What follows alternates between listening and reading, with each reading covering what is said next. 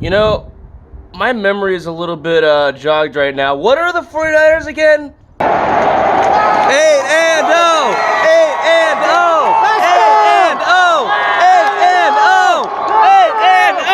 Let's go! Woo! Oh, yeah, that's right. Okay. And another question. Now, this question was asked years and years ago, and it was kind of just like a metaphor, but, now it actually has true meaning. Hey, our old friend Jim Harbaugh, do you have a question for us? Who's got it better than us? Nobody! Oh, yeah, and that's actually 100% correct, because the Patriots lost to the Ravens on Sunday night, and that means that your San Francisco 49ers are the only undefeated team in the NFL. And let's get this started.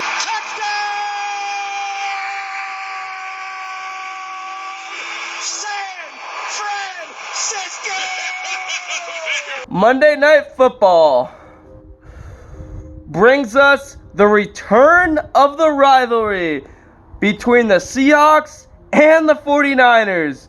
A rivalry that 5 years ago was superb. 5 years ago, it was probably considered at the time one of the great rivalries currently, at least in the NFC.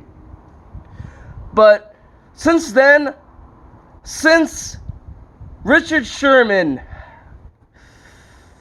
had that post-game interview in 2014 after the Seahawks beat us in the NFC Championship game in the 2013-2014 year, that stopped us from our second-in-a-row trip to the Super Bowl, a chance to actually redeem the loss in the previous year's Super Bowl. Ever since that happened, the Niners and the Seahawks rivalry has been dead.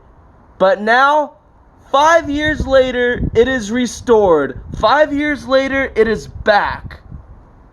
And it is back on Monday night with that same person, Richard Sherman, on our side now. And with the Niners being 8 and 0 and the Seahawks being 7 and 2, and the Niners have a chance at almost basically guaranteeing an NFC West win with this win on Monday night, almost guaranteeing home field advantage in the playoffs with a win at home on Monday night against the team right below them, the Seahawks. Yes. I mean, just how crazy is that? I mean, that just shows what sports basically is. How important rivalries are. Because when you have a rivalry going for so long and then it dies out and then it just comes back, it's almost like it never left. Trust me, as a Niner fan, I've always hated the Seattle Seahawks with a passion. But the last few years, this rivalry has been nothing but dead. But the Seahawks are coming to our house on Monday night. And this is a Seahawks team that has barely beaten a lot of teams that we just stomped. Yeah.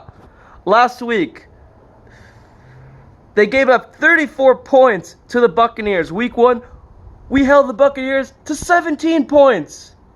A few weeks ago, they held the Browns to 28 points. And that is a team that we held to 3 points. And of course, the Rams. That's a team that we held to 7 points. And they almost damn well lost to them. 29-28 was what they beat the Rams by. And we held the Rams to a touchdown. So our defense is more superb than the Seahawks defense, whether you like it or not. Now, Jadeveon Clowney is a beast. Do not get me wrong. Jadeveon Clowney is a beast.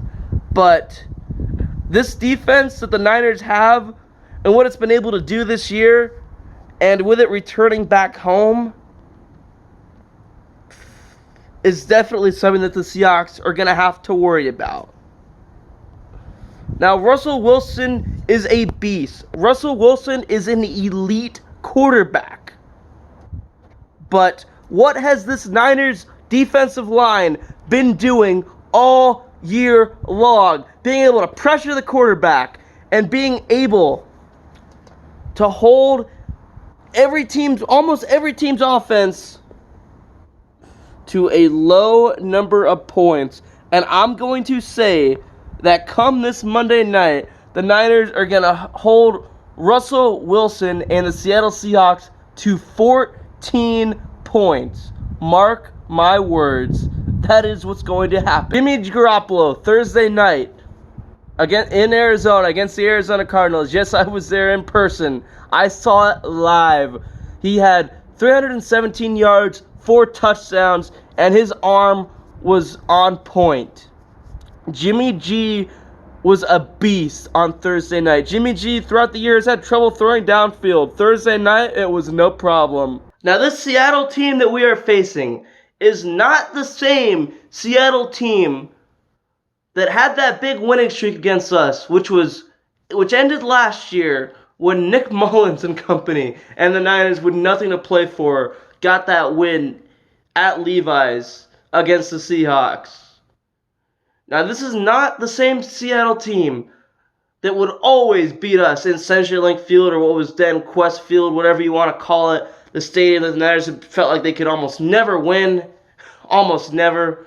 We beat them in Christmas 2011. I remember we beat them. Other than that, I cannot even think of a time where we ever beat them at their house. Feels like for years and years, even back when Matt Hasselbeck was the quarterback of the Seahawks, the Niners always struggled at that place. Could never get a win, ever. And for years, regardless of where we would play, could never get a win against the Seahawks. Just could not. It's just what it felt like, at least. I mean, there were some games, trust me, I remember that Frank Gore game, week 2, 2009, where we beat him. You know, there's been times, but almost 9 times out of 10, it seemed like the Seahawks would always come up on top of it against us. So getting that win in a meaningless game where we had nothing to play for last year, you could just see that it was going to open up a door for success to come in a year, and it sure did. But no one expected an 8-0 start. And again, this Seattle team, it might still have Russell Wilson, who is a beast, but it is not the same Seattle team that won the Super Bowl and then lost to the Patriots the next year, and of course won the Super Bowl after beating us in the NFC Championship game.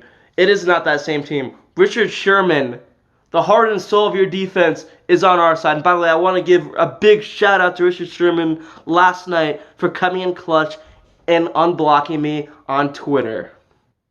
So shout out to Richard Sherman for that. But hey, Chris Carson is a good running back. He is no Marshawn Lynch. You have a good team, but you do not have a team that was dominant like the team that would whoop us for years.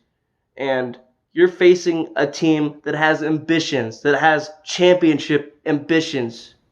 You're facing an offense that showed what it could finally do. An offense that has been good, but has also been struggling mainly with the receiver position. Emmanuel Sanders, as you saw last week, changed that culture. As you saw in the Panther game and last week in Arizona on Thursday night, he changed the problem that the Niners had at wide receiver.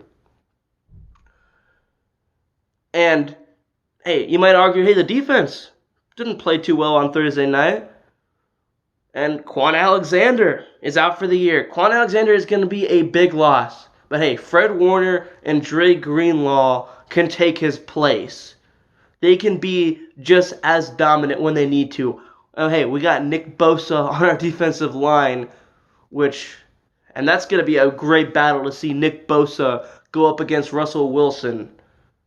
But I see the Seahawks scoring 14 points against us, and I see us coming up on top to go a 9-0 after a couple years ago, 2017, we were called the 0-9ers because we did start off 0-9, and then 2 years later, we have a chance to reverse that, go in the opposite direction, and I cannot wait for it. Yes, I cannot wait. Our running game kind of had an off day in the game that I was at on Thursday night last week, but it was on some short rest. And off on 10 days rest, it is going to run all over your throat. Matt Breida and Tevin Coleman. Did you see Tevin Coleman getting 4 TDs against the Carolina Panthers? Unbelievable. And yes, in that game on Thursday night, it was kind of a swap. The defense, who's been dominant for most of the year, didn't do as well as they've been doing on that short rest. But then the offense, the passing game mainly. Jimmy Garoppolo throwing for 317 yards and 4 TDs. Jimmy G finally proved that he can be a franchise quarterback, that he can be more than just a game manager. So with both the offense and the defense on 10 days rest, what do you think is going to happen on Monday night? And not to mention having home field advantage, taking their biggest rival, that they have a chance to be on top of for playoff contention and much more. Yes, that is what's going to happen. So Danny G is out. Let's get this dub. Let's go 9-0. A Niner Empire. One team, one family, one goal. And Danny G TV is out.